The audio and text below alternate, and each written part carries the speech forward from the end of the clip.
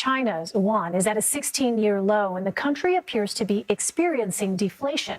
Economists say these are signs China could be facing an extended economic downturn. Lana has more on what's caused this crisis. Lana. Yeah, real estate, because for decades, a strong housing market propelled China's economy forward, and it lifted millions of people out of poverty. In early 2020, property accounted for 59% of household wealth. That's according to a survey by the People's Bank of China. But it also created a leaning tower of debt. That same survey found that property accounted for 3/4 of household liability. Now, that's a pattern that's repeated outside of individuals because the growing property market helped to fuel rapid local government growth, but it also led to the accumulation of $12.8 trillion of debt. So with all of that liability, let's take a look at what's happening in China right now, because the housing market became wobbly after multiple real estate companies became overwhelmed by their debt. One of the largest, Country Garden, has $200 billion in unpaid bills, and it's inching closer to defaulting on its loans.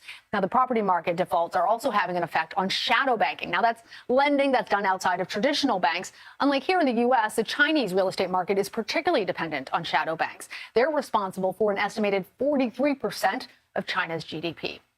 Now, another issue for China's economy, young adults. Youth unemployment is at 21%, and it has become so bad that the Chinese government has stopped reporting it. Let's give you some context. That actually means that 1 out of every 5 Gen Zers is currently unemployed in China. And as you can imagine, if you're unemployed, paying rent is a challenge. Buying a house feels unattainable. So all of this, along with global economic trends, have really created a spiraling crisis for China's economy. And that can be bad news for the rest of us.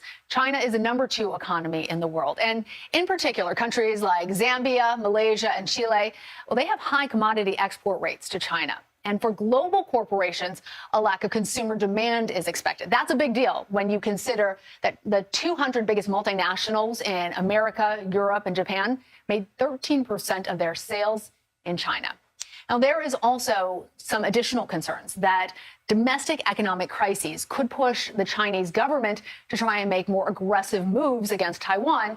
Maybe then it could gain access to the strong Taiwanese economy, but also that might distract from the crisis at home.